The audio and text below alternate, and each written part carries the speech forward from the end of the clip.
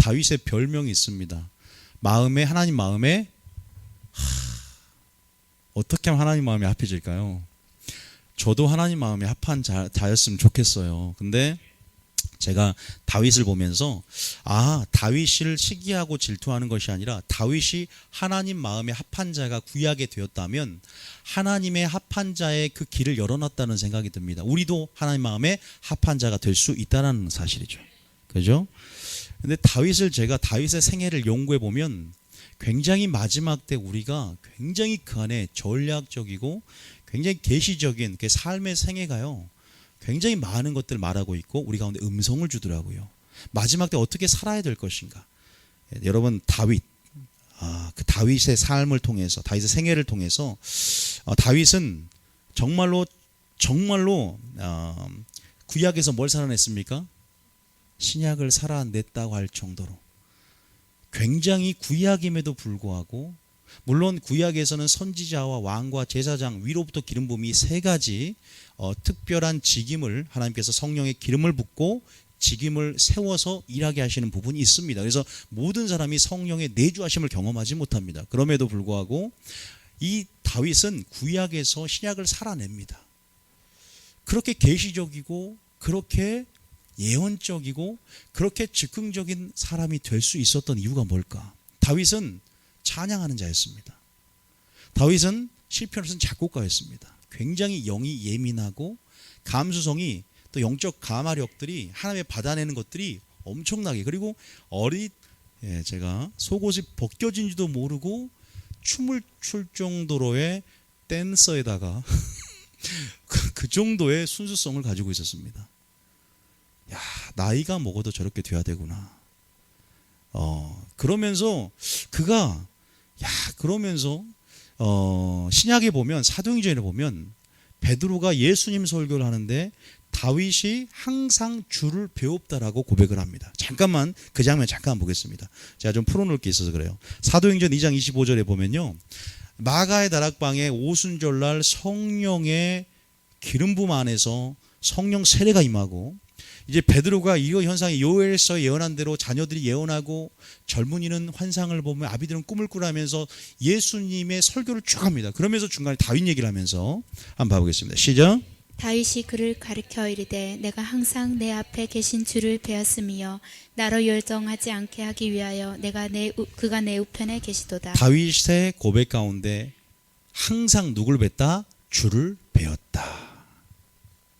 예수님 설교하면서 지금 이 예수님을 배웠다. 여러분, 어떻게 배웠을까? 저는 이제 이 시편을 통해서 다윗이 얼마만큼 마음에 합한 자가 아무나 될 수 있는 게 아니구나. 이 많은 사람들이 에녹도 있었잖아요. 근데 다윗은 유독 하나님께서 마음에 합한 자다. 다윗은 한번 봅시다. 시편 119편을 여러분들이 좀 전략적으로 저는 평소에 묵상을 했으면 좋겠다는 생각이 들어요. 이 119편이 굉장히 중요한 장이거든요. 시편 119장을 보면 항상 주를 배웠단 말. 자, 이 말을 어떻게 풀어놓을 수 있을까? 시편 119편에 보면 어떤 말이 있냐면, 뭘 열어? 눈을 열어. 뭘 보게 하소서? 주의 기이한 법을 보게 하소서. 여러분, 다윗은 그냥 순종했던 사람이 아닙니다. 하나님의 마음을, 감정을 헤아릴 수 있는 사람이었어요. 이게 굉장히 중요합니다. 순종을 하더라도 진리를 통해서 하나님 마음으로 들어가서 주님과 의합되고 주님과 한 뜻을 가지고 주님의 열심을 가지고 순종할 수 있다는 거예요. 굉장히 마지막 때 굉장히 중요한 일입니다. 그래서 마지막 때 이 전략이 필요하죠. 누가 그리스도의 마음을 알아? 누가 주의 마음을 알아? 그리스도를 가르치겠는고.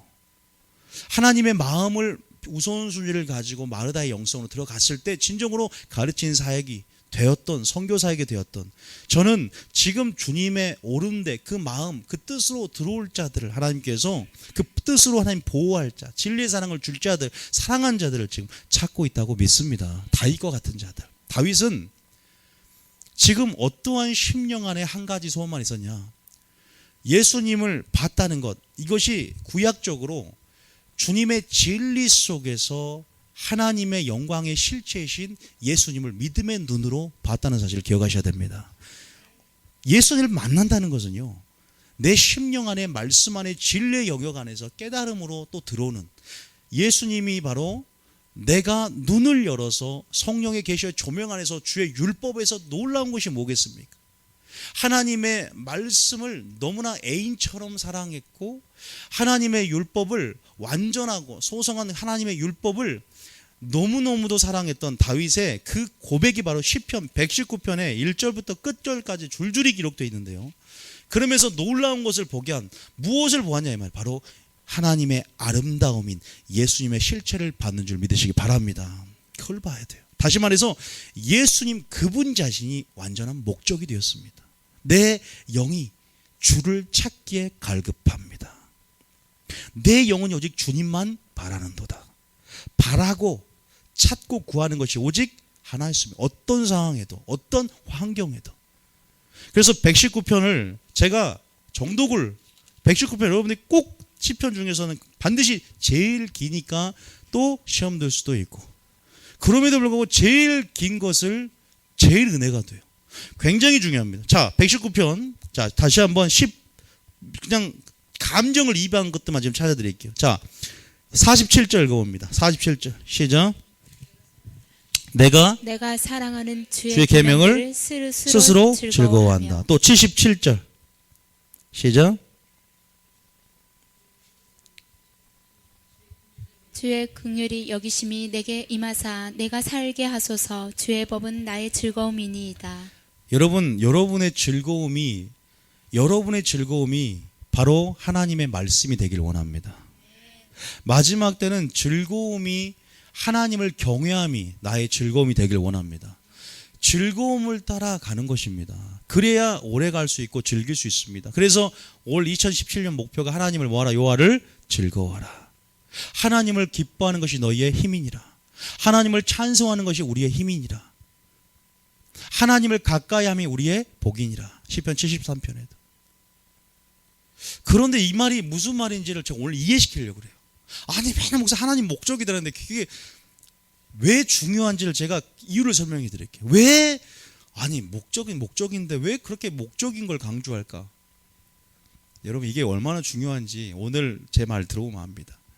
보세요. 다윗의 왜 삶을 먼저 보여드리냐면, 다윗의 삶의 생애 가운데 초점과 우선순위와 동기와 목적이 어디에 맞춰져 있는가? 주의 긍휼이 임하사 주의 법은 나의 즐거움입니다. 그리고 한 번만 볼게요. 자, 81편에 전부 보세요. 119편 숙제입니다. 자, 숙제입니다. 자, 81편 시작. 나의 영혼이 주의 구원을 사모하기에 피곤하오나 나는 주의 말씀을 바라나이다. 어찌 내 생각하고 똑같냐? 103절. 자, 103절. 자, 103절 시작. 주의 말씀의 맛이 내가 어찌 그리 단지요 내 입에 꿀보다 더 나이다. 하나님이 열어주니까 기쁜 것입니다. 믿습니까? 하나님이 사랑하는 자에게 예수님의 실체, 하나님의 아름다움을 보여주니까 또 찾는 것입니다. 하나님의 선하심을 맛보니까 꿀맛 같은 것인 줄 믿으시기 바랍니다. 맛본 사람들은 천국의 비밀이 더 열어지고 또 찾게 됩니다. 하나님의 선하심을 맛본 사람들은 설교가 2시간을 해도 그 안에 샘솟는 기쁨이 있는 줄 믿습니다. 시간에 주목하는 것이 아니라 어디 주목한다? 주님께 주목하는 것입니다. 물론 조금 시간이 길어져도 조금 몸이 반응할 수 있죠. 뼈마디가 욱신거리고 또 그렇게 올 수도 있어요. 뼈마디에 집중하는 것이 아니라 주님 안에서 영적 영역은 시간이 없어요. 그러니까 그 안에 취해 있기 때문에 영 안에서 시간과 공간을 잊어버려. 내가 어디 있지 지금 말씀을 듣고 있는 동안은. 그럼 뭐가 임하냐? 치유가 임해요. 영적인 영역 안에서. 그럼 성령 세례가 임하는 거예요. 왜? 영의 공간 안에 내가 들어가 있는 거예요. 말씀 흐름 안에 들어있기 때문에. 근데 시간을 보고 뼈마디 주신 거에 너무 집중하다 보면 말씀이 안 들어오는 거예요. 다윗은 보세요. 즐거움이 있으니까 왕의 자리보다 어디에 들어간다? 성소에 올라가는 것을 내가 가장 기뻐하였다. 왜? 성소에는 뭐가 있어요? 하나님의 이름이 있고 마음이 있고 눈이 있고 뜻이 있고 성전 사장 안에서 하나님의 모든 것들이 성전 사장 안에서 성전을 기뻐했던, 그 안에 하나님의 아름다움을 앙망했던 바로 예수님을 봤다는 거예요. 기이한 법을 깨달았다. 여러분, 다윗과 같은 여러분 그런 신앙생활 하시죠. 지금 성경 일독 지금 대행진을 하고 있는데 굉장히 붐이 일어났더라고요. 보니까 지금 굉장히 열심히 하시는데 지금 그렇게 체험하시죠. 여러분 읽어보시면 제가 설교했던 것들이 하나하나 이제 드러나고 흐름이 좀 잡힐 수 있어요. 굉장히 이 시기에 한 번 정도 읽으셔야 돼요. 그리고 이제는 옛날 안 보이던 것들이 제가 좀 추천하면요, 일단은 신약 먼저 읽으셔도 됩니다. 그렇게 한번 해보시면서 나가시기 바랍니다. 어쨌든 그러면서 자 131편까지 한번 읽어볼게요. 헐떡헐떡 거린 거요. 자 시작. 내가 주의 계명을 사모함으로 내가 입을 열고 헐떡였나이다. 헐떡였나이다. 여러분 전체가 그런 내용입니다. 여러분 이 장면이 바로 시편 27편 4절과 시편 24절 한마디로 다윗의 신앙의 그 모습을 볼 수 있는 장면입니다. 4절까지 읽어봅니다. 시작. 27편 4절. 시편 27편 4절. 자, 시편 27편 4절. 시작. 내가 여호와께 바라는 한 가지 일 그것을 구하리니 곧 내가 내 평생에 여호와의 집에 살면서 여호와의 아름다움을 바라보며 그의 성전에서 사모하는 그것이라. 여러분 다윗이 배도했습니까? 다윗이 배교했습니까? 어떠한 상황과 환경에도 예배자가 된 줄 믿습니다. 다윗의 삶을 잠깐 봤어요. 그런데 그는 삶이 뭐요? 단순했습니다. 왕의 위치, 권력, 어떠한 세상적인 즐거움, 그거보다 주님을 경외하는 즐거움, 주님을 찬양하는 즐거움, 그리고 성전에 올라가기를 기뻐하며 하나님의 임재와 영광을 누구보다 사모했고, 여러분 그래서 뭐예요? 여호와의 아름다움이신 하나님, 즉 하나님의 능력이요 하나님의 지혜요 하나님의 의로움이 되신 예수님 그분 자신의 주목에서 믿음의 눈을 열고 신약을 살아낸 줄 믿으시기 바랍니다. 그래서 지성소 앞에서 바로 찬양단을 조직하고 다윗의 장막 안에서 성가대를 또 찬양팀을 조직해서 24시간 끊이지 않는 경배와 그런 유일하게 이 다윗이 만든 이 조직, 이 성가대 288명과 이 보컬리스트들과 어디까지 갑니까? 에스라까지 이 다윗의 반열, 이 반차가 그대로 성가대가 찬양팀이 따라갑니다. 다윗은 엄청난 사람이에요. 아마 천상의 찬양이 계속 있는 걸 알고 그 천상의 찬양이 아마 다윗 가운데 임한 것 같아요. 저는 이 교회 가운데 하나님의 그 계시록 4장인 천상의 보좌로 되는 찬양이 우리 찬양과 연합되어지고 또 하나님께서 그 하이프레이즈 하나님의 영광 가운데 천상의 보좌에 임하는 찬양이 여기까지 내려오길 원합니다. 하늘의 군대와 연합되어지는 그러한 찬양과 경배가 정말 우리 삶과 우리의 목소리와 우리의 모든 것 가운데 올려지기를 원합니다. 그런 삶이 되어야 될 줄 믿습니다. 그렇게 돼야 돼요, 여러분. 근데 우리는 다윗을 많이 보지만 하나님께서 지금 뭐 하냐면 울고 계시는 것을 말씀드리려고 그래요. 예수님이 오늘 울고 계신다는 것을 제가 확인시켜 드리려고 합니다. 우리가 말만 목사님이 설교에서 예수님이 울고 계시고 제 환상 가운데 예수님이 팔을 벌리고 지구를 품고 계시는데 눈물이 바다가 되어서 온 지구를 덮고 있는 환상을 제가 말했지만 그게 와닿진 않았잖아요. 그런데 오늘 성경 안에서 또 주님께서 제게 주셨던 부분 안에서 계시적으로 오늘 성경을 보면서 하나님의 눈물, 그 눈물을 알고 그 눈물을 오늘 받는 시간, 그 눈물을 내 심장에 채우는 시간이 되어야 될 줄 믿습니다. 왜냐하면 왜 그럴까? 바로 다윗처럼 하나님이 목적이 되지 않는 것, 다윗처럼 하나님을 즐거워하지 않는 것, 여러분 이것이 얼마나 우리의 연약성 가운데, 여러분 이것이 얼마나 우리 신앙 가운데 지금 마지막 때 전략적인 이런 하나님께서 그 음성 가운데 이러한 어떤 메시지를 선포할 때 이렇게 되지 않을 때 우리가 얼마나 연약하게 우리가 주님의 뜻 가운데 반응할 수 있는지를 오늘 보려고 그래요. 두 가지 음성이 있습니다. 그다음 첫 번째 따라합니다. 너희도 가려느냐? 너희도 가려느냐? 이 첫 번째 음성입니다. 두 번째, 너희 중 9은 어디 갔느냐? 너희 중 9은 어디 갔느냐? 이 두 가지 음성을 들으셔야 돼요. 이게 무슨 말일까요? 너희도 가려느냐 어디 있어요? 어디 나옵니까? 너희도 가려느냐. 제가 다윗의 삶을 비교하기 위해서 처음에 하나님 마음에 합한 다윗 얘기를 한 거예요. 너희도 가려느냐 많이 들어보셨잖아요. 어디 나옵니까? 요한복음 6장에. 자, 잠깐 볼게요. 여러분 이 두 가지 음성을 제가 이것은 작년에 받은 부분인데 하나님께서 또 오늘 계시적으로 선포하기를 원하시더라고요. 항상 설교는 절대 똑같지가 않습니다. 여러분 이걸 틀기 전에 요한복음 6장 잠깐 봅니다. 요한복음 6장 1절. 6장을 잠깐 보고 6장에 자 요한복음 1절부터 15절까지는 무슨 사건입니까? 여기 성경 위에 나왔잖아 파란색으로. 무슨 사건이에요? 나와 있잖아 파란색. 무슨요? 오병이어의 기적. 아니 나와 있잖아요. 왜 안 읽어요? 성경 읽지 말고 위에 주석 달렸잖아요. 다 성경마다 오병이어의 기적이 일어납니다. 그죠? 이때 많은 사람들이 하나님의 기적을 체험하죠. 그죠? 교회 안에서 하나님의 기적을 체험해. 누가 체험한 것처럼 이스라엘 백성이 10가지 재앙 가운데 하나님께서 10가지 재앙을 통해 큰 팔과 편팔과 큰 손으로 한 민족을 다른 민족을 이끌어내고 하나님께서 권능의 역사 가운데 그들을 이끌어서 보낸 걸 다 봤습니다. 목도했습니다. 그죠? 그래요. 기적을 봤어요. 그리고 16절부터 21절까지 이제 저물었어요. 어두워집니다. 그래서 이제 주님은 바다 위를 걸어오는 장면이에요. 이 믿음 없는 것들이 예수님이 오병이어의 기적을 행했는데 그 기적은 믿고 무리를 걷는 기적은 또 못 믿어요. 이게 우리의 연약함입니다. 세상을 창조했으면 오늘 여러분 가운데 창조의 기적이 날 줄 믿으시기 바랍니다. 굉장히 믿음이 없어요. 그러니까 이게 지금 여기 요한복음 굉장히 짧게 기록되어 있어요. 유령이 나타났다. 아니 방금 오병이어 기적 봤으면 이 기적도 믿어야지. 천지를 창조했는데. 이런 믿음 없음 가운데 22절에 이제 이튿날 가버나움에서 설교를 하면서 주님 무슨 설교합니까? 나는 뭐다? 생명의 떡이다. 나는 생명의 떡이다. 주님이 자기를 사랑한 자에게 자기를 계시하고 주님은 나타내고 싶어하는 거 아시죠? 제가 그랬잖아요. 페이스북에 전체 공개가 있고 친구 공개가 있고 무슨 공개가 있어요? 또 전체 공개 친구 공개 나만 보기. 근데 예수님 하나님은 나만 보기예요? 아니면 전체 공개를 해요? 아니요. 친구 공개만 한다니까. 그런 친구를 찾고 천국의 비밀이 어떤 자에게 열어지고 어떤 자에게 감춰진다 그랬잖아요. 예수님은 어쨌든 자기의 비밀을 공유할 친구들을 찾고 신부들을 찾고 있다 그랬어요. 그런데 보니까 생명에 계신 예수님이 생명의 떡이다. 나는 하늘에서 내려온 산 떡이고 너희들이 나의 생명을 내가 이 세상에 주면 나를 먹는 자는 생명 있고 마지막 날 다시 영생을 주되 살리겠다. 나의 살과 피를 먹으라. 그런데 어떻게 돼요? 갑자기 이 설교를 하니까 지금 오병이어 때와 비교가 되는 거예요.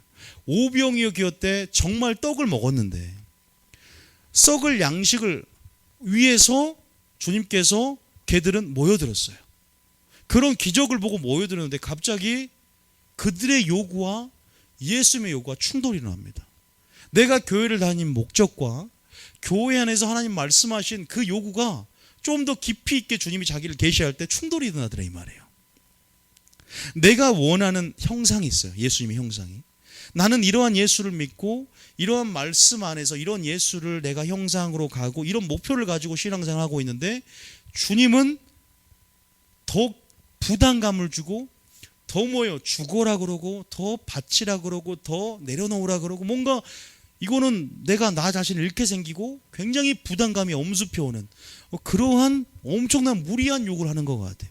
예수님의 설교가 깊어지면 깊어질수록 진리를 말함으로 오히려 바리새인들은 예수님을 죽이려 합니다. 그 정도로 예수님의 설교 가운데 뭐예요? 이들은 어떻게 됩니까? 어떻게 반응합니까?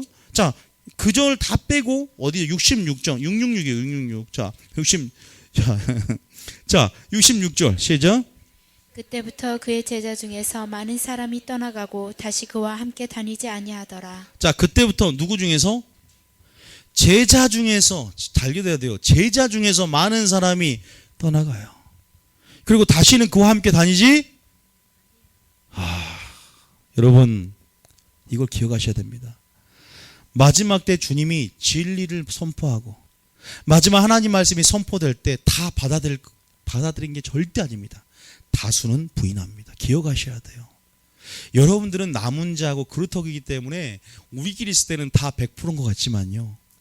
하나님께서 이 전 인류 역사 가운데 퍼센테이지로 보면요. 4가지 밭 중에 1가지 밭이었고 이 세상 전체 인구 중에 겨우 8명 뿐이니라. 전체 이스라엘 민족 중에 여호수아 갈렙 외에는 가나안 땅에 들어간 이스라엘 세대 다 멸망했습니다. 어떻게 보면 많은 사람이 뭐한다? 제자 중에서 떠나가고 그와 함께 다니지 아니하더라. 그들은 썩을 양식을 위해서 어떤 다른 목표를 위해서 교회에 들어온 것이고, 예수님은 너희가 썩지 않을 양식을 위하여 일하라고 말하면서 보이지 않는 것에 집중하라 말하면서 하나님의 일이 무엇인지에 대해서, 하나님의 일이 바로 예수를 믿는 것인데 그 예수가 바로 생명의 떡임을 알고 순종하라는 것이다.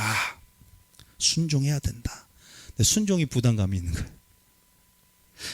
피와 살을 먹는다는 것은요, 온전한 순종과 연합을 말합니다. 순종을 주님 말 안에 거하는 거예요. 순종이 부담감이 됩니다. 그리고 이 말을 이해할 수도 없고, 왜 이해가 안 되냐? 일단 요한복음 8장의 비밀이 있어요. 왜 이해가 안 되냐? 왜 너희들은 깨닫지 못하느냐? 똑같이 듣는데 순종할 마음이 없습니다. 그럴 마음이 없어요. 내가 교회에 찾아온 목적은 다른 것이거든요. 여러분, 이게요 예언이 되어 있습니다. 예수님 시대에도. 그래서 뭐예요? 66절에 한번 다시 66절에 시작. 그때부터 그의 제자 중에서 많은 사람이 떠나가고 다시 그와 함께 다니지 아니라. 27절에 시작. 예수께서 12 제자에게 이르시되 너희도 가려느냐. 자, 너희도 가려느냐. 그 심정 아시겠습니까? 하나님의 심정 아시겠어요? 이 마지막 때, 이 악하고 폐허간 세대 가운데 주님이 지금 말하고 있습니다. 너희도 갈 거냐? 너희도 가려냐? 주님께서 그 심장의 눈물, 주님은 알고 계신단 말이에요. 너희도 가려느냐? 너희들이 가면 붙어있는 자만 생존하고 붙어있는 자만 들림받는데 너희도 정말 갈 거냐? 이 가치를 몰라보고 너희들 요구를 따라서 그냥 갈 거냐? 하나님은 안타까워합니다. 그러나 부자 청년이 떠나갈 때 잡지 않은 것처럼 이미 생명의 복과 화주를 네 앞에 뒀는 이 살기 위해서 자유지 가운데 무엇을 택할 것이냐? 우리에게 선택을 요구한다는 사실을 믿으시기 바랍니다. 여러분 보세요. 그러면서 68절에 정말로 아는 자는 압니다. 하나님께서 사랑하는 자, 주님을 아는 자는 복이 있는 줄 믿습니다. 시몬 베드로가 대답하여 주여, 같이 읽겠습니다. 시작. 시몬 베드로가 대답하되 주여, 영생의 말씀이 주께 있사오니 우리가 기모뉴가 어디에게로 가오리까? 여러분, 영생의 말씀에 붙어 있으시기 바랍니다. 이 말씀의 기가린 세대 가운데 하나님 말씀에 의해 주시고 목마른 심령 안에서 다윗처럼 그렇게 내 눈을 열어 주의 기이한 법을 사모하는 것처럼 내가 주의 계명을 즐거워하고 그렇게 다윗처럼 고백해낼 수 있는 그 즐거움이, 한 가지를 구하는 즐거움이 저와 여러분의 즐거움이 되어야 됩니다. 예수님 자신이 목적이 되어야 되는데 예수님 외에 썩을 것들, 자기가 원하는 무엇이 목적이 되면요, 자기 이익, 경건을 자기 이익의 재료, 뭐라고 할까? 경건을 자기 이익의 재료라 그럽니까? 육체의 기회로 삼고 이익의 재료로 삼는 이런 일들이 일어날 수밖에 없습니다. 하나님, 우리의 목적이, 우리의 목표가, 우리의 전부가 예수 그리스도, 그분 자신, 그래서 그분을 즐거워하며 그분을 소망으로, 그분을 만족하는, 그분이 전부가 되는 삶이 얼마나 중요한지 떠나지 않습니다. 어떤 환경에도 그분 안에 소망이 있기 때문에 버틴다는 사실을 믿으시기 바랍니다. 궁극적으로 말하면 남편이 소망이 됩니까? 자녀가 소망이 됩니까? 물론 사랑해야 되지만 경외할 대상, 진짜 사랑해야 할 우선순위 바로 하나님이라는 사실을 믿으시기 바랍니다. 그분께 위로를 받고 그분께 사랑을 공급받고. 여러분, 그러면서 이 말이 전략적으로 이 마지막 때를 향한 하나님의 음성이 들리셔야 돼요. 너희도 가려느냐? 또 두 번째는 무슨 음성이에요? 너희 중에 10명이 치유받았는데 9명은 어디 갔느냐? 왜 한 명만 왔느냐? 다수가 다 가고 다 떠나는 거예요. 마지막 때 여러분, 자, 어디 나와요? 누가복음 봐세요. 누가복음. 자, 누가복음 10 몇 장입니까? 17장이죠. 17장. 17장 17절. 17장 17절. 왜 제가 다윗이 마음이 합한 자가 됐냐? 주님의 감정을 헤아리는 겁니다. 주님과 하나가 되는 것입니다. 17장 17절에. 자, 이 사건 아시니까 17장 11절부터 한번 읽어볼게요. 시작.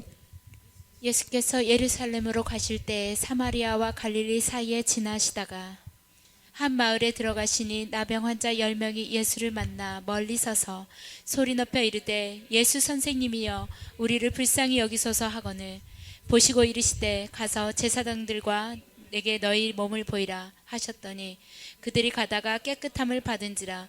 그 중에 한 사람이 자기가 낳은 것을 보고 큰 소리로 하나님께 영광을 돌리며 돌아와 예수의 발 아래 엎드려 감사하니 그는 사마리아 사람이라. 17절 중요하죠. 시작. 예수께서 대답하여 이르시되 10사람이 다 깨끗함을 받지 아니하였느냐? 그 9은 어디 있느냐? 18절에 이 이방인 외에는 하나님께 영광을 돌리러 돌아온 자가 없느냐 하시고. 여러분 방금 우리가 요한복음 6장은 너무나 똑같지 않습니까? 너희도 가려느냐? 제자들이 왜 갔어요? 오병의 기적을 보고 그들이 원했던 주님을 향한 주님의 요구가 상충이 되었습니다. 마찬가지입니다. 그들은 자기 목적이 달성이 되고 떠납니다. 치유가 목적이 되니까 떠납니다. 치유가 목적이 아니라 치유의 하나님이 목적이 되어야 됩니다. 똑같습니다. 방금 그 전의 내용과 이 내용이 똑같아요. 무조건 주님이 목적이 되면 떠나게 되어 있습니다. 언제 떠난 줄 아세요? 편안할 땐 떠나지 않습니다. 비가 내리고 창수하로 바람이 불 때, 아기는 바람이 불 때 바람에 나는 겨와 같다. 섞일 때는 모릅니다. 양과 염소 하나님께서 분명히 구분하고 의인 중에 악인을 골라내는 것처럼 하나님께서 정말로 우리의 목적이 무엇인가를 지금 확인하고 싶어 하신 줄 믿으시기 바랍니다. 나의 목적은 뭔가? 나의 갈망은 무엇인가? 아니 물론 우리가 하나님께서 우리의 신음소리에 응답하길 원하시고 우리가 구하는 것들 다 주길 원하세요. 자녀니까 또 신부니까 우리가 병을 치유받고 우리가 또 하나님 안에서 그것을 구하고 병 낫기 위해서 기도하며 이런 모든 것들을 누리길 원한다는 사실 잊으시면 안 됩니다. 여러분 해 아래에서 또 하나님의 복 주시는 거 먹고 마시는 거 즐거워할 수도 있어야 돼요. 그럼에도 불구하고 제가 말하는 것은 궁극적인 그 안에 우선순위가 회복이 돼야 되는 거죠.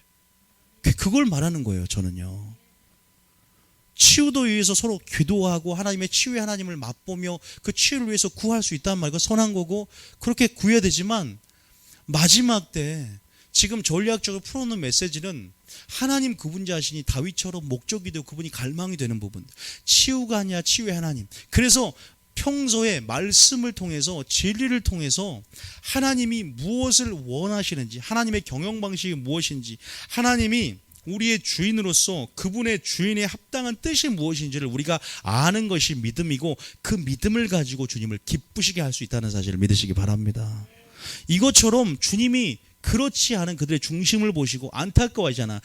너희 중에 10명은 다 치유를 받았다. 근데 그들은 치유가 목적이 되고 오병이어처럼 그런 기적이 목적이 되어 그들은 내 요구 가운데 다 떠났지만 너희 중에 9은 대다수가 떠나 제자들 중에 다 그들이 떠나고 그러나 12명 영생의 말씀이 주께 있사오니 내가 네게로 가오리까 했던 것처럼 영생의 말씀임을 알고 또 그분 자신의 가치를 알고 그분이 누구인지 계시를 받은 자, 그분의 사랑을 맛본 자, 그분의 선하심을 맛본 자, 그분의 영광을 본 자들은 한 나병 환자처럼 반드시 뭐한다? 감사로 돌아온다는 것입니다.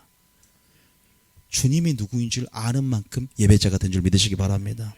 하나님을 아십니까? 그분이 목적이 되십니까? 다윗은 거기에 탁월성이 있었습니다. 그래서 한 가지 일만 구해요. 그 즐거움, 하나님을 즐거워하는 신앙. 첫째 계명을 내 삶의 우선순위로 두는 신앙. 둘째 계명은 이웃을 사랑하라요. 첫째 계명이 회복되지 않으면 둘째 계명이 있을 수가 없습니다. 그러나 한국교회는 둘째 계명은 너무 앞서 있어요. 첫째 계명 위로부터 나오는 능력이 임해야만 전도가 일어나는데 내 힘으로 내 지혜로 내 슬기로 내 어떤 다른 목적을 가지고 하다 보면 시험 들 때는 다 떠나갑니다. 떠나갈 수 없어요. 그러니까 성경 전체에 뭐냐면 큰 배도가 있을 것이다. 큰 배교가 있을 것이다. 아비가 자식을 죽는 데 내어주고 자식이 아비를 죽는 데 내어주는 이게 우리 인간의 연약성이고 한계성입니다. 그래서 마지막 재림 전에 먼저는 배도한 일이 있을 거죠. 두 번째는 적그리스도가 성전한 자, 자기가 하나님이라 앉을 것이다. 이 두 가지 있기 전에는 주의 재림이 있지 않을 것이다라고 큰 사건, 인류 가운데 있을 큰 사건, 이 배도의 흐름 여러분 분명히 기억하시기 바랍니다. 그래서 하나님께서 그 9은 어디 갔느냐? 너희도 가려느냐? 하나님께서 그 마음을 가지고 주님의 눈물을, 주님의 마음 안에 그 심장을 우리가 헤아리며 들어가 봐야 될 줄 믿으시기 바랍니다. 자, 그 눈물로 좀 들어가 보겠습니다. 누가복음 23장, 누가복음 19장 41절 봅니다. 자, 누가복음 19장 41절. 누가복음 19장 41절. 여러분 정말로 여러분들은 주님을 알기 때문에 영생의 말씀 여기 있으므로 안 갈 수 있습니까? 안 갈 수 있을 줄 믿습니다. 절대 여러분 심령으로 아멘하지 말고 기도하시기 바랍니다. 베드로, 주여 내가 죽을 전 주를 부인하지 않겠습니다. 저 여러 번 말하잖아요. 그런데 3번이나 부인합니다. 뭐하니까? 시험에 들지 않도록 깨어 기도하지 않아요. 말로만 나 주님 사랑합니다. 주님 내가 주님 부인하지 않겠습니다. 이 필요 없는 것이에요. 내 자신을 믿고 내 신념을 고백하는 것이 아니라 주를 3번이나 부인하지 않기 위해서는 반드시 성령의 충만함 안에서 마지막 기름을 준비하며 환난을 이길 수 있는 믿음, 시인할 수 있는 믿음으로 우리가 훈련되어진 영적인 근육과 주님과의 친밀함과 바로 우리의 목적이 하나님이 되는 하나님의 가치를 알고 선하심을 맛보며 그분을 경험 안에서 임재와 영광을 즐거워하는 우리의 마음이 주님을 향해야 될 줄 믿으시기 바랍니다. 굉장히 중요해요. 그래서 여러분들이 그렇게 하나님이 이끌고 계신단 말이에요. 이 교회를 통해서 하나님 한 분이 목적이 되도록 설교를 통해서든 동기부여하시고 성령의 인도하심을 따라 계속 여러분들이 그렇게 인도되어질 겁니다. 그러면 어느 순간 굉장히 강한 용사로 무장되어 있고 좌로나 우로나 치우치지 않는 용사들로 서 있을 줄 믿습니다. 굳건하게 서 있을 것 같아요. 거룩한 믿음을 가지고 흔들리지 않고 반석에 굳건히 비가 내리고 바람이 불어도 무너지지 않는 자들, 그런 용사들로 이 말씀을 통해서 또 정말로 진리 때문에 그 아름다운 형상으로 여러분이 그렇게 이겨내고 이기는 신앙으로 무장하며 서 있을 줄 믿습니다. 자, 우리가 너희도 가려느냐, 그리고 너희 중 9은 어디 가느냐는 그 음성을 우리가 오늘 들었는데, 그러면 그 정말 주님의 눈물, 자 바로 19장 41절에 여기에 주님이 우시면은 원어적으로 살펴보면요, 통곡했다. 주위에 아랑거리지 않고 내 심령을 아예 통곡했다는 원어가 있습니다. 그냥 이렇게 흐느낌 우는 정도가 아니에요. 왜 가까이에서 예루살렘 성을 보시며 우셨을까요? 왜 울었을까요, 여러분? 예수님은 공생 기간 동안 이것을 마음에, 이 성경을 쓰면서 이 성경 전체 안에가 뭐예요? 이 내용이 들어가야 돼요. 뭔지 아십니까? 1차적으로는 지금 AD 70년에 6월절에 전 세계에서 이스라엘 백성들이, 유대인들이 6월절 행사에서 100만 명 이상이 몰려듭니다. 요세푸스 역사를 보면. 그런데 AD 디도 장군이 예루살렘 성을 포위합니다. 토단성을 쌓고. 그래서 그 안에서 스스로 항복하고 굶어 죽고 기근과 질병, 아이를 삶아 먹고, 그래서 그러한 역사가 여기서 기록되는데 얼마나 잔혹하고 참혹한지. 그래서 그 디도 장군이 예루살렘 돌 위에 돌 하나도 남기지 않고 완전하게 살육하고 배를 가르고 엄청난 환란이, 이것은 무엇을 상징하냐? 마지막 재림전의 적그리스도의 환란을 이중적으로, 그래서 이중 예언의 복합성이다, 원근법적 통시구조다라고 해서 성경은 그런 예언적인 것들을 숨겨둡니다. 마치 이른 비와 늦은 비처럼 또 초림과 재림을 동시적으로 숨겨놔요. 여호와의 날이 이렇다, 아모스가. 그 뭐요? 재림 때를 또 이중적으로 예언하는 거예요. 이 예루살렘 위에 예루살렘 성이 무너진다는 것은 마지막 교회가, 적그리스도가 자기가 교회 안에 앉아서 하나님이 이거 할 때가 온다는 거예요. 멸망에 가증한 것이 거룩한 것 위에 선 것을 보거든 다니엘서 읽으면 깨달을진저 너희들은 산으로 도망가라, 지붕에서 내려오지 말라, 밭으로 옷을 가지러 돌아가지 말라. 그날에 아이벤 자와 젖먹인 자가 화가 있을 것이다. 왜? 도망을 못 가지. 도망을 못 가요. 실제 1차적 문자적으로 도망을 못 가요. 영적으로 졸며 깨는, 영적으로 도망을 가야 되는데, 지금 가까이서 성을 보시며 운다는 것은 지금 너희들 이 성, 예루살렘 성, 지금 위대하고 화려해 보이는 이 성이 조만간 무너질 것이고 너희들 임박한 종말이 올 텐데, 여기서도 임박한 종말론적인, 이미와 아직 사이 임박한 종말론적인 하나님께 여기서부터 우리의 신앙을 분명히 말하고 있어요. 성을 보시며 우십니다. 예수님의 공생, 이 마음이 품어져 있었어요. 이들이 결국은 나를 죽일 것이고 내가 푸른 나무에도 이같이 하거늘 마른 나무 어떻게 하랴. 너희들 말한 것대로 또한 1차적으로는 저주를 받고 그들이 디아스포라가 돼서 다 흩어지며 엄청난 환란이 올 텐데, 그걸 보고 너와 멀리 와라, 너의 자녀를 위해서 울라라는 표현을 여기서 나오는 거예요. 그냥 중보기도를 하는 것이 아니라 문맥을 봐야 돼요. 자 봅시다. 그 다음 절에 재림이 나온 거 안 나 봅시다. 12절에 42 시작. 이르시되 너도 오늘 평화에 관한 일을 알았더라면 좋았을 뻔하였거니와 지금 내 눈에 숨겨졌도다. 평화의 왕으로 오신 예수님을 계시받지 못하고 예수님 십자가에 못 박혀 죽은 사건도 이중적으로 예결을 합니다. 그런데 그들이 몰랐기 때문에 또 예수님 십자가에 못 박았고, 자 43절까지 시작. 나를 잃을지라. 성경에서 날이 이를지라고 항상 긴장을 해야 돼요. 날이 이를지라라는 이중적인 구절을 이해해야 돼요. 보라 날이 이를지라, 보리라 그날에 여호와의 날이 이를 것이다. 내 원수들이 토두를 쌓고 너를 둘러 사면으로 예루살렘에서 포위하는 걸 말합니다. 실제적인 역사적으로 일어났죠. 44절에 자 시작. 또 너와 및 그 가운데 있는 내 자식들을 땅에 메어 치며 엄청난 살육이 일어납니다. 살육. 돌 하나도 돌 위에 보세요. 남기지 아니한 사건이 마태복음 24장 종말장에 있는 말이죠. 그죠? 아니 주님께 제자들이 조용히 와서 묻자오되 주여 세상 끝날과 주의 임하심에 어떠한 징조가 있사오리까? 주님이 너 그거 뭘 할 필요 없다. 그냥 신앙생활하라. 그러지 않고 차근차근 사람의 미혹을 조심하라. 지진과 얘기하잖아요. 그러면서 돌 위에 돌 하나 남기지 않는 마지막 종말장. 계시록은 종말론이고 마태복음 24장은 예수님의 종말적인 총론을 말합니다. 전체를 축소해 놓은 거예요. 그럴 때 지금 나오는 돌 하나 돌 위에 남기지 않는 표현은요, 지금 이러한 종말론 유대적인 어떤 그 묵시 구조 안에서 종말론적인 표현이에요. 지금 마지막 종말로 교회가 예루살렘 성이라는 교회가 어떻게 돼? 그 교회의 운명, 너희의 죄값. 자, 돌 하나에 돌에 남기지 아니하리니 주님이 예루살렘 성을 보고 운단 말입니다. 그리고 자, 이 장면을 좀 더 자세하게 지금 23장에 묘사합니다. 누가복음 23장 28절. 누가복음 23장 28절. 26절에 예수님이 십자가에 못 박히며 올라가는 장면 가운데 주님이 종말론을 얘기하죠. 자, 26절에 시작. 그들이 예수를 끌고 갈 때 시몬이라는 구레네 사람이 시골에서 오는 것을 붙들어 그에게 십자가를 지워 예수를 따르게 하더라. 자, 27절.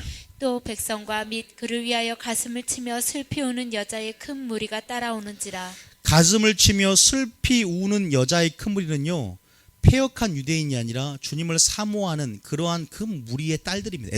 예루살렘 거민들 중에서 그 딸들입니다. 그런데 그들에게 뭐라고 하냐면 28절에 시작. 예수께서 돌이켜 그들을 향하여 이르시되 예루살렘의 딸들아 나를 위하여 울지 말고 너희와 너희 자녀를 위하여 울라.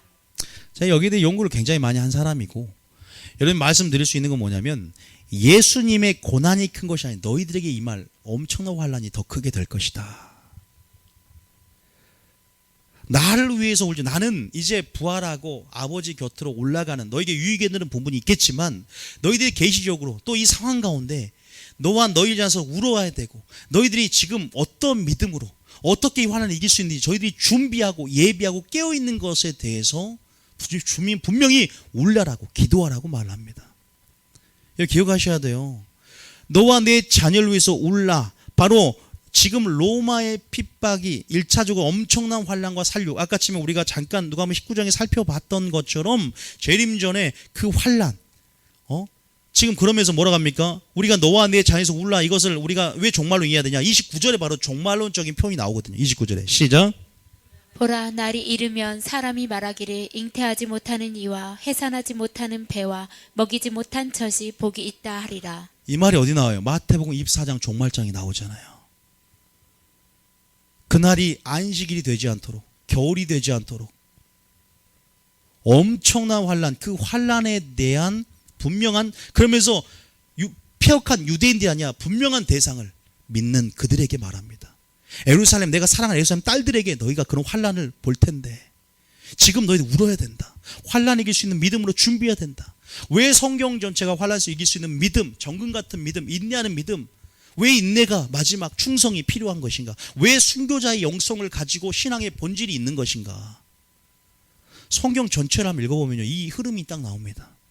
그거 아십니까? 신약은 그렇게 흐름을 잡아갈 수 있어요.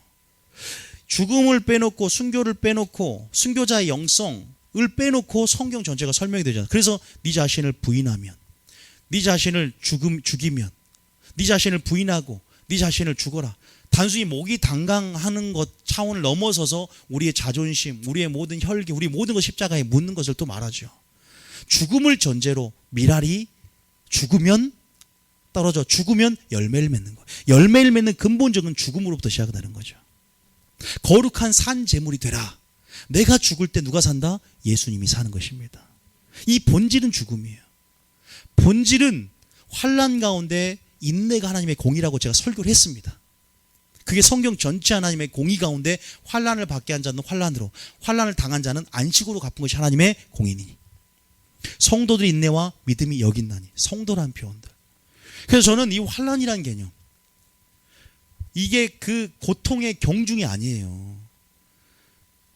저기 홀로코스트 할 때 이미 유대인의 마루타 할 때 더 깊은 손톱을, 이것이 더 깊은 환난이란 차원이 아니라 오히려 그때는 사로잡힌 자는 사로잡힐 것이요, 목이 댕강하더라도 어쨌든 하나님께서 우리가 말한 부분에서 지금 이런 환난을 얘기하면서 뭐라고 하냐면 예루살렘 딸들에게 기도하라고 말하고 있고, 그래서 30절에 하나님이 설명을 하는데 30절에 자 시작.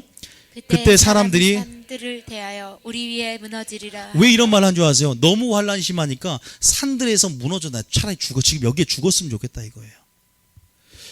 그렇게 해석이 됩니다. 그리고 하며 작은 산들에 대해서 우리를 덮어라, 우리를 덮어버려라. 차라리 너무 환난의 그 극심한 정도를 역설적으로 표현한 겁니다. 그리고 자 31절에 시작. 푸른 나무에도 이같이 하거든 마른 나무에는 어떻게 되리요 하시니라. 푸른 나무에 안 한다고 했어요? 푸른 나무에 한다고 했어요? 지금 보세요. 두 가지를 말해요.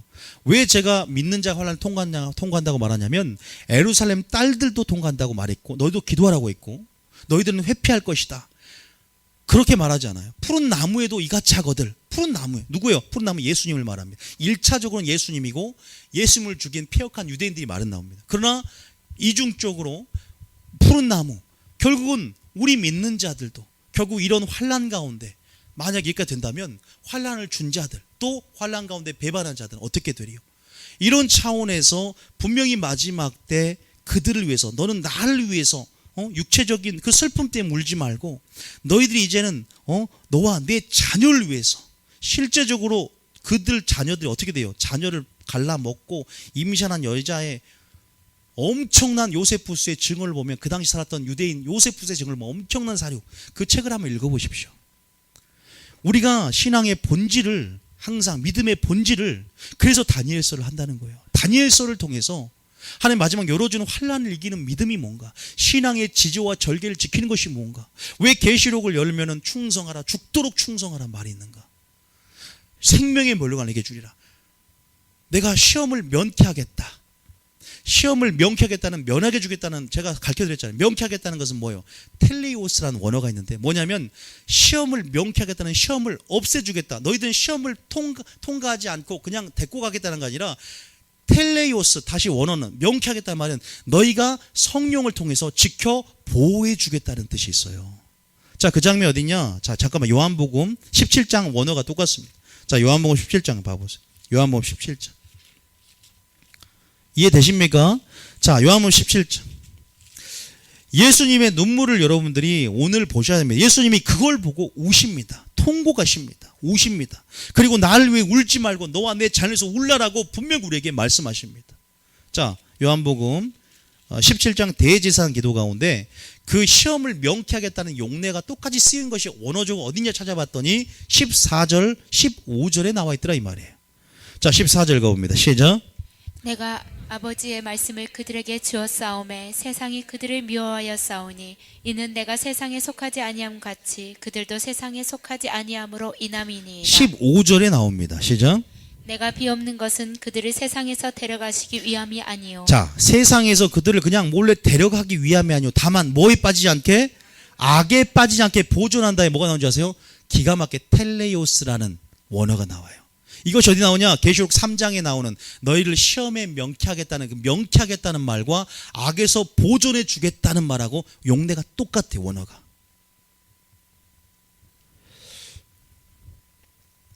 예루살렘 여인들, 딸들에게 분명히 그렇게 말했습니다. 울라고 말했습니다. 바로 기름을 준비하고 환난을 이길 수 있는 믿음으로 준비하며, 그러니까 너희가 모든 환난 가운데 즐거워하라고, 그리고 너희들이 더 기도하여서 성령 충만함을 받으라고.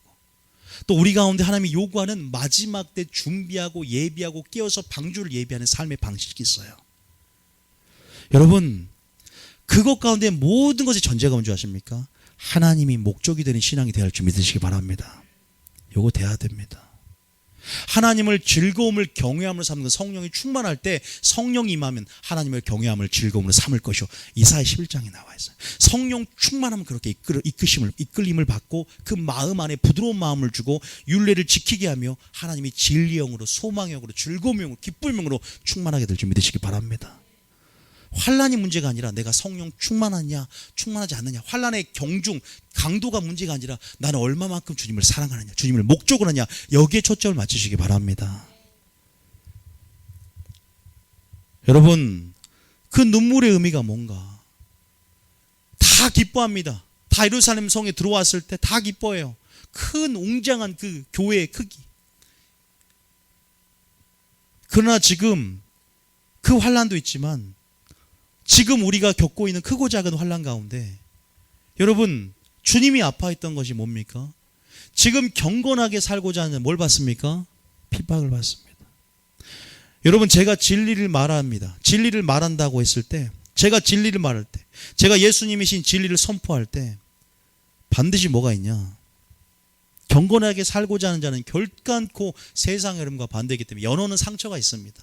거꾸로 강을 고서 올라가면 상처가 나기 마련입니다. 너희가 웃는 자는 화가 있을지언 우는 자가 복이 있다. 왜 우는 자가 복이 있을까? 왜 너와 내 자 울어야 될까? 이 당시 이제 막 재림전 환난 가운데 임박한 종말 의식 가운데 지금 이 역사적 시대 정상이 지금 재현이 똑같이 되니 마지막 때 여러 가지 이스라엘과 러시아의 핵전쟁의 위기 전운이 감돌고 있고 사방 나팔을 천사들이 붙잡고 있고 연월월시에 그 기둥을 놓고 이제 여섯째 나팔이 오게 되는 역사도 있을 테고, 실제적으로 성경에 비가 내리고 창서 바람이 드는 재앙이 오고 그러한 바람이 부는 역사도 있을 텐데, 성도들의 인내와 믿음을 여긴다니 이것을 시험할 때가 올 텐데, 그 전에 죽을 자도 있고 끝까지 휴거하고 순교할 자도 있고 끝까지 살아남는 그들도 공중의 주를 영접할 자도 있고 다양한 부류가 있을 텐데, 설사 그것이 천년 후가 됐든 만년 후가 됐든 우리는 초대교인들이 재림의 휴거를 상상하며 그렇게 순교 사자굴에 들어가기를 즐거워했던 신앙이 우리 신앙이 되는 목표 안에서, 여러분, 주님께서 우리 가운데 그러한 부분에서 주님의 눈물을 우리가 다시 한번 하나님께서 우리가 생각하면서, 그런데 여러분, 요한 8장 읽고 우리가 분위기의 전체적인 정리하고 마칠 텐데, 요한복음 8장을 보세요.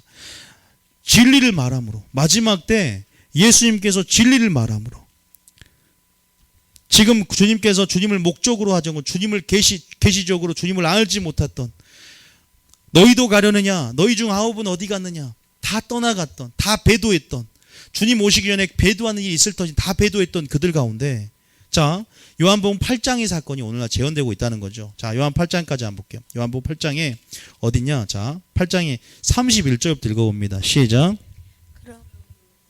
31절부터 읽어야 돼. 시작. 그러므로 예수께서 자기를 믿는 유대인들에게 이르시되 너희가 내 말을 거하면 참으로 내 제자가 되고. 자기를 믿은 유대인들이 대화의 대상입니다. 자기를 믿은 유대인들이 돼. 너희가 거기들에게 말합니다. 너희가 내 말에 거하면 참으로 내 제자가 된다. 그러면 32절에 시작.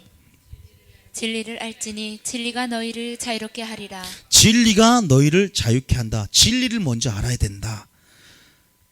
여러분, 진리는 예수님인 줄 믿으시기 바랍니다. 아까쯤에 너희도 가려느냐 오병이의 기적과 나병한 자 사건에서 봤을 때 주님의 그 눈물의 의미, 이제 큰 환난까지 하나님께서 포함하는 그 눈물의 의미 안에서요, 주님의 근심 안에서 뭐가 있냐, 주님이 떠날 때 절대 신부들 남겨놓고 근심하며 갔습니다.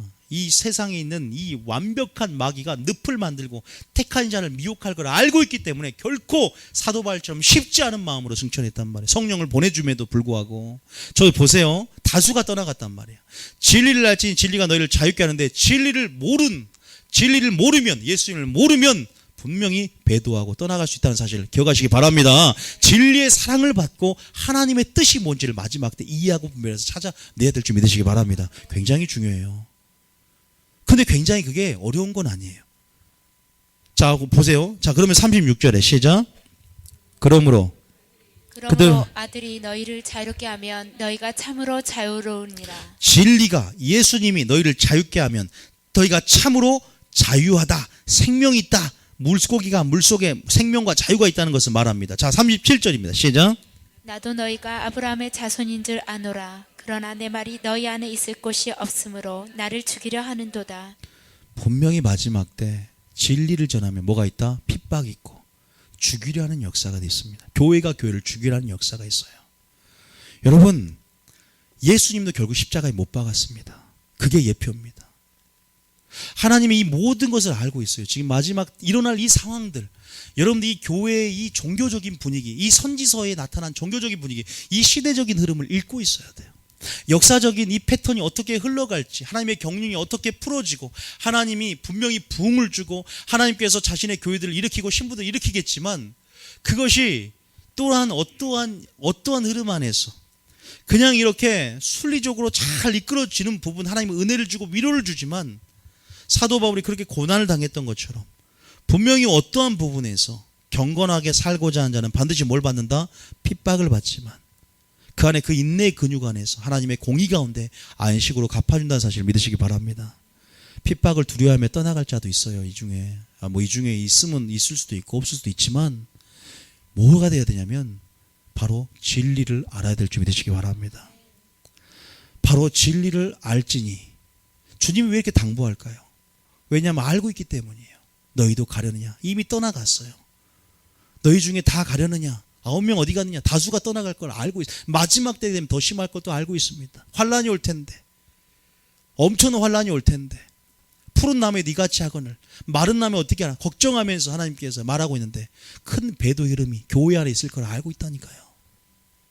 진리를 말하는 자는 지금 용기를 가지고 선포하며 이 영적인 무지를 깨뜨리며 바로 우리가 환란을 이길 수 있는 믿음과 순교자의 영성, 주기철 목사님처럼 순교자의 영성을 우리가 무장하면서, 설사 우리 크고 작은 환란 가운데 결국 그것이 종말론 쪽으로 가지 않더라도 크고 작은 환란 이기는 그 믿음 자체, 순교자의 영성을 갖는 자체가 믿음의 본질이라는 사실을 믿으시기 바랍니다. 그러지 않겠습니까? 회사에서도 마찬가지고 가정에서도 마찬가지고 이기는 신앙으로 살아야 될 거 아닙니까? 저는 지금 적그리스도 환란을 빼고 얘기하더라도 가정에서, 사업처에서, 어떤 상황에서도 여러분 인생 가운데 환란의 파도가 있지 않은 것이 있습니까? 이 모든 것들 이기는 신앙으로 우리가 정같이 나아야 된다는 거. 욥에게는 그런 상황이 정금같이 나오는 상황이었다는 것이죠. 북한에서 지금 그 상황이 정같이 나오는 상황이겠죠. IS나 포로 인질로 잡힌 그 순교 상황 가운데 그런 사람들도 결국 지금이 그것이 언제까지 적그리스도를 기다릴 게 뭐가 있어요? 지금 순교당할 그 상황인데 그 상황이 순교의 상황 아니겠습니까? 믿습니까? 이게 신앙의 본질이에요. 그날 배도하지 않게 해서는 진리가 여러분을 자유케 하게 될 것입니다. 참으로 아들이 너를 자유. 그런데 네가 아브라함 자손이고 믿기만 하면 처음껏 아브라함 자손, 이 돌들도 하나님 아브라함 자손 되게 하느니라. 너희가 회개 합당한 열매를 맺지 않으면 찍어버려 던지기도 한 것처럼 나도 너희가 아브라함 자손인 걸 알아. 그런데 내 말이 너희 안에 있을 곳이 없으므로 누굴 죽인다고요? 예수님을 죽인다니까요. 우리가 가인이 아벨을 죽이는 삶처럼, 이스마엘이 이삭을 죽이는 삶처럼 성령의 소욕을 쫓는 자들을 종교적인 영을 가진 바리새인 같은 자들이 죽인다니까요. 종교 시스템을 가지고 내 안에 종교적인 영을 깨트리면 내가 성령 역사를 막을 수 있고 내가 하나님의 일을 사람으로 바꿀 수 있다니까요. 믿습니까? 진리를 알아야 될 줄 믿습니다. 이해되십니까? 우리 속에 진리가 있어야 된다는 거. 마지막 때 우리 속에 진리를 우리가 알아야 된다는 거. 그러나 주님이 정확한 실상을 봅니다. 마지막 때 내가 이런 모든 상황을 내가 알고 있는데 너희 속에 내 말이 너희 안에 있을 곳이 없으므로, 지금 전략을 말씀드리는 거예요. 여러분들에게 여러분의 주님 말씀이, 다시 말해서 예수님이 여러분 안에 계신 것을 스스로 알고 또 예수님이 여러분 안에 생명으로 자리 잡고 여러분 그 사랑이라는 본질을 가지고 교회에서 하나님의 일을 하는 여러분 되시길 바랍니다. 죽일 수 있다니까. 예수님을 죽인 것은 종교 시스템이고 예수님을 죽인 것은 바리새인 영이고 예수님을 죽인 것은 내 종교성일 수 있다는 사실을 믿으시기 바랍니다. 진리를 모르는 영적인 무지가 있음을 죽였다는 사실이에요. 다 마지막 배도한대요. 다 떠났잖아 예수님을. 그거 기억하신다 이 말이에요. 역사는 반복됩니다. 이 반복을 알기 때문에 이 역사를 통해서 노아의 때를 보고 인자의 마음을 추측하는 것입니다. 그래서 38절 보세요. 시작. 나는 내 아버지에게서 본 것을 말하고 너희는 너희 아비에게서 들은 것을 행하느니라. 자, 39절에 대답하여 이르되 우리 아버지는 아브라함이라 하니 예수께서 이르시되 너희가 아브라함의 자손이면 아브라함이 행한 일들을 할 것이거늘 하나님이 이 지금 교회 안에 이런 행태를 보고 눈물 흘리고 있을까 안 흘리고 있을까요? 예루살렘의 성을 보고 울고 계신다니까요. 그들의 죄값을 보고 너희가 가만히 이거 생각해 보라 이 말이에요. 지금 이 교회에 일어났던 행태를 보면서 교회 안에 세상이 들어왔고 지금 안 그래도 이 마귀가 교회 안에 늪을 만들어서 그들을 끌고 갈 영적인 늪을 만들고 그 안에 다 자기 하수인을 만들어 놓고 의의 일꾼들을 세워놨는데 지금 보면은 이걸 보면서 하나님께서 어떤 심정을 가지고 있겠습니까? 그러면서 그들이 다 뭐예요? 결국 예수님을 보지 못하고 아브라함이 행한 일들 열매가 없습니다. 아브라함 자손이라고 말을 하고 아브라함 자손에 대한 특권의식을 갖고 성전 사상을 가지고 지금 구원의 안정감 속에 기만함이 이들 가운데 교회는 심판이 없다라고 말하는 그들 가운데 하나님 푸른 나무에도 이같이 하거든. 마른 나무 어떻게 하겠느냐. 예루살렘 딸들이여 너와 내 자녀에서 울라. 분명히 하나님께서 지금 우리가 중보로 또 우리가 환락에 쓰는 믿음으로 기름을 준비하고 성령 충만함으로 우리가 또한 나가야 될 줄 믿으시기 바랍니다. 이것을 음성을 전략적으로 들으셔야 돼요. 여러분 이 시기 우리가 이게 참 왜 깨어나지 못하냐. 제가 항상 말하잖아요. 우리가 북한에만 살아도 이 설교가 그냥 아주 양식처럼 내 살갑이가 될 겁니다. 그러나 우리는 너무나 평온한 때에 있기 때문이에요. 핍박이 있어야만 신앙의 본질은 살아납니다. 그거 아십니까? 우리가 그런 상황에서 우리 자신을 다시 한번 보게 됩니다. 욥에게 그 상황을 만들었으니까 어때요? 회개가 일어나잖아요. 마지막 때 회개합니다. 그냥 의인이 무조건 아무 까닭 없이 저주가 임하는 게 아닙니다. 모든 것은 이유가 있습니다. 까닭 없는 저주는 없다 잠을 나옵니다. 왜? 욥이 회개한 걸 보면 알 수 있어요. 마지막 때 환경 흔들고 비가 내고 창수가 바람이 불어봐야 내재된 악을 보듯이 하나님 우리를 정금같이 나오게 만들기 원하세요. 인내하는 믿음 만들기 원하세요. 그래서 환란이라는 시련을 우리를 집어엽니다. 믿습니까? 그러한 상황 속에서 하나님은 그것이 하나님의 공의 가운데 알곡을 끄집어낸 하나님의 방법, 마귀를 도구로 삼으셔서. 믿습니까? 여러분 이 섭리를 이해하셔야 됩니다. 그리고 주님의 마음을 지금 들어가셔야 돼요. 여러분 기도하실 텐데 주님의 마음으로 들어가서 너희도 가려느냐. 너희 중에 대다수는 왜? 그들의 목적이, 그들의 요구가, 그들이 마지막 때 나를 보지 못하는구나. 교회만 보는구나. 교회 크기만 보고 정말 마지막 때 어떤 신앙으로 무장해야 되고 마지막 내 말을 깨닫지를 못하는구나. 자 보십시오. 43절에 보세요. 43절에 뭐라고 합니까? 자 40절 먼저 읽고 시작. 지금 하나님께 들은 진리를 너희에게 말한 사람이 나를 마지막 진리를 듣지 못하고 보지 못합니다. 다윗은 보았는데 구약에서 다윗은 신약의 예수님을 보았는데 지금 신약에 살면서도 주님을 보지 못합니다. 아니 실제로 주님을 보면서도 주님을 깨닫지 못합니다. 여러분 우리는 눈으로 봄으로 귀가 들음으로 보기는 줄 믿으시기 바랍니다. 하나님의 들은 진리를 말한 사람을 오히려 죽이는 역사가 교회 안에서부터 일어나고 교회가 형제가 형제를 참수하는 일들이 마지막 때 일어난답니다. 여러분 신앙생활은 목숨 걸고 하는 것이 저는 맞다고 믿습니다. 신앙생활은 목숨 걸고 하는 게 맞다고 믿습니다. 타협하지 않을 겁니다. 그거에 대해서는 타협하지 않을 것 같아요. 목숨을 걸어래요 하나님께서 마지막 때는. 저는 이 말이 분명히 우리 인생 가운데 올 거라고 저는 확신을 하고 있고 성경 전체가 요한계시록 안에서 재림과 초림 안에서 이중적으로 감춰진 영역 안에서 분명히 우리는 이 때를 보고 있고 이 시기를 보고 있는 이 상황 속에 이 징조를 보고 있는 상황 속에서 분명히 우리 가운데 말하는 음성이라고 저는 믿습니다. 우리는 지금 이것을 확인했습니다. 지금 교회를 보면서 오히려 진리를 말하면 공격이 임합니다. 진리를 말하면 핍박을 받습니다. 아직 교회가 작아서 그렇지 많은 교회들을 보면서 느꼈습니다. 저도 마찬가지로 그래서 목숨을 걸고 진리를 말할 때 결탄고 싶진 않습니다. 왜? 예수님을 죽였는데 푸른 나무에도 하나님께서 그같이 한 그 폐역한 유대인들 물론 그들의 심판이 있겠지만 하나님은 더 우리를 알곡되게 하고 그 환난 가운데 하나님의 공의 가운데 안식으로 들어가게 하기 위해서 우리 가운데 일한다는 사실을 믿으셔야 돼요. 그러나 성령 충만할 때 시험을 명쾌하며 악에서 보존해 주시는 하나님의 은혜와 끝까지 견디는 자 그 능력을 받아서 시인하게 하고 견디게 하는 능력으로 주의 이름을 시인하게 될 것입니다. 견디게 하실 것입니다. 인내로 너희 영혼을 얻으리라. 하나님의 인내가 여기 있습니다. 성도도 인내, 삶의 공의는 세상 끝날까지 일관적입니다. 저는 하나님께서 그렇게 일한다고 믿기 때문에 지금 이 상황 속에서 주님의 눈물을 하고 이 교회를 보셔야 돼요. 신천지처럼 교회를 배도하는 것이 아니라, 신천지처럼 교회를 완전히 배척하는 것이 아니라 주님의 눈물을 가지고 이 교회를 품고 영혼을 놓고 기도해야 될 줄 믿습니다. 우리는 지금 그럴 때입니다. 이 설교를 통해서 그 마음을 확인하자 이거죠. 하나 진리를 통해 주님의 마음으로 들어가서 주님의 눈물의 의미를 깨닫고, 그 눈물의 의미를 깨닫고 내가 주님의 눈물을 채우며 우리가 기도하고 이 세대를 보기 위해서 전 여러분에게 오늘 설교를 했습니다.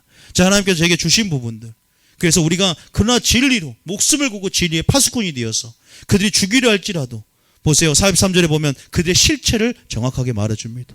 시작. 어찌하여 내 말을 깨닫지 못하느냐? 이는 내 말을 들을 줄 알지 못함이로다. 깨닫지 못합니다. 내 말을 들을 줄 알지 못하기 때문에. 그러면 44절에 시작. 너희는 너희 아비 마귀에게서 났으니 너희 아비의 욕심대로 너희도 행하고자 하느니라. 그는 처음부터 살인한 자요 진리가 그 속에 없으므로 진리에 서지 못하고 거짓말을 할 때마다 제 것으로 말하느니 이는 그가 거짓말쟁이요 거짓의 아비가 되었음이라. 진리를 알고 진리를 여러분 안에 마음밭에 채우시기 바랍니다. 그래서 진리 위에 세워주시고, 보세요, 그래서 거짓 없는 믿음은 진리 가운데 세워지는 믿음이고, 하나님을 향한 진실함은 진리 속에 진실함이 생기고, 정직함도 진리 속에 기초 위에 세워진다는 사실을 기억하셔야 돼요. 진실된다, 그게 진리 없는 상태에 진실이 있습니까? 그것을 기억하시면서 너희가 진리를 말함으로 너희가 나를 믿지 않는도다. 너희 중에 누가 나를 죄로 책잡겠느냐? 내가 진리를 말하는데 어찌하여 나를 믿지 않느냐? 하나님께 속한 자는 하나님의 말씀을 듣나니 너희가 듣지 아니함은 하나님께 속하지 아니하였습니다. 여러분, 주님의 눈물의 의미, 주님의 안타까움, 마치 세상을 창조해놓고 사람을 보기에 심히 좋았더라 하면서 하나님의 감정이 변해갑니다. 한탄하고 후회하고 눈물 흘리면서 쓸어버리겠다. 그 하나님의 마음이 그렇게 안타까움이 변하듯이 지금 이 세상을 향한 하나님의 마음이, 그러나 한 사람이라도 구원받기를 원하여서 그루터기를 파수꾼들을 세우며 주님 마음을 대변할 비느하스 같은 자들을 찾고 계십니다. 누가 나의 마음을 알아? 누가 나의 심장으로 들어와서 나의 심장의 눈물을 받으며 나와 함께 동역하며 이 세대 가운데 누가 복음의 파수꾼이 되고 진리의 파수꾼이 되고, 누가 노아처럼 의의 기별을 전하며, 누가 에녹처럼 심판의 기별을 전하고, 누가 주님의 아모스처럼 주님의 공의를 전하고, 누가 다니엘처럼 환난을 이길 수 있는 믿음, 신앙의 지지와 절개를 짚으며 깨끗한 양심으로 하나님을 섬기며 자기를 더럽히지 않을 것인가? 풀무불에 들어가도 두려워하지 마십시오. 사자고에 들어가도 두려워하지 마십시오.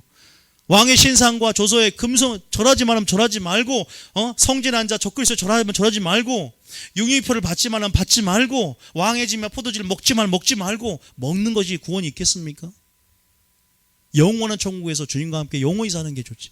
영혼의 가치를 깨닫고 우리가 다시 한번 주님의 예루살렘 성을 보시고 우셨던, 돌 위에 돌아 남기지 않았던 그 교회의 운명을, 믿는 자 예루살렘 거민들의 운명을 생각하며 그것이 나의 운명 가운데 나는 그래도 환난 날에 주님이 피난처여 환난에 내가 너를 건져내겠다, 나의 요새여 반석인 주님 자신이 우리의 소망이 되고, 우리의 소망일 때 주님 자신이 우리의 피난처가 될 줄 믿습니다. 우리가 환난에 있으면 믿음, 정금에 살아 설교했지 않습니까? 성령 충만하시기 바랍니다. 믿습니까? 인내하는 믿음. 그래서 여러분 환난을 즐거워할 수 있는 신앙이 되시기 바랍니다. 환난을 즐거워하라. 환난 중에서 기뻐하노니 이는 인내가 연단을 연다. 소망이 이른 줄 암이라. 그러한 지금 마지막 때 흐름들을 알고 있고 영적으로 인식하고 있다면, 깨어 있다면 그렇게 예비하고 준비하고 있는 우리가 되어야 될 줄 믿습니다. 그래서 주님의 성 오히려 더 적극적으로 어둠에 주목하지 않고, 오늘 특별하게 머릿속 다니엘서를 하기 전에 제가 이러한 부분에서, 그래서 다윗이 위대한 자였구나. 다윗은 그렇게 인생이 불쌍해요. 인생이 도망자입니다. 그런 어떠한 환경, 나를 죽이려는 상황 앞에서도 결코 예배자로서의 하나님을 향한 모든 시편을 씀을 통해서 또 그가 그의 인생을 보았을 때, 하나님을 즐거워하고 하나님을 가까이 하는 것이 복이고, 얼마나 하나님 한 분이 그로부터 모든 위로와 소망을 그에게서 성령으로부터 주님의 예수님을 날마다 뱀을 통해서 하나님의 아름다움에 다른 것에 시선을 두지 않고 오직 거기에 집중했을 때, 여러분 하나님이 그를 보호하셨고 그를 때가 되면 높이셨고 하나님이 그 가운데 그와 함께 일하셨다는 사실을 반드시 기억하시기 바랍니다. 여러분, 따라하면 우리의 목적은 하나님이 되자. 여러분 목적입니다. 목적. 그것이 됐으면 좋겠습니다. 그러면 보세요. 됩니다. 그럼 안 떠납니다. 안 갑니다. 영생. 우리 한번 고백하고 마치겠습니다. 우리 설교는 아까 기도는 10분 했잖아요. 우리 잠깐 우리가 한 5분 정도만 기도하고 마실 텐데, 주여 영생의 말씀이 주께 있사오니 나 김원유가 어디 가겠습니까? 자기 이름 넣고 한번 선포하세요. 주님이 니도 갈래? 이러면 울면서 니도 갈래? 그러면 왜 할 거잖아요. 주님이. 자, 다음이다. 주여 영생의 말씀이 주께 있사오니 또 주님이시오니 나 김원유가 어디로 가오리까? 여러분, 너희가 붙어있는 자, 끝까지 생존했고, 내가 언제 재림 때 어떤 자를 데리고 가겠다? 나에게 속한 자를 데려가겠다. 하나님 음성을 듣는 자는 하나님께 속한 자라 그랬어요. 속한 자기 때문에 하나님 음성을 듣는 거예요. 진리를, 하나님 말씀을 하는 자, 하나님께 보낸 자는 하나님 말씀을 하느니, 바로 하나님. 왜냐하면 하나님 보낸 자, 하나님 말씀을 하느니, 우리가 이로써 진리와 미혹을 한다 그러죠. 마지막 때 여러분, 마지막 때 양이기 때문에, 하나님의 속한 자이기 때문에 그 음성을 듣고 주님을 알고 주님을 따르고 주님 안에 거하고 주님의 그 진리로 인해서 자유케 되고 생명이 있고 여러분 가운데 살리는 역사가 있을 줄 믿습니다.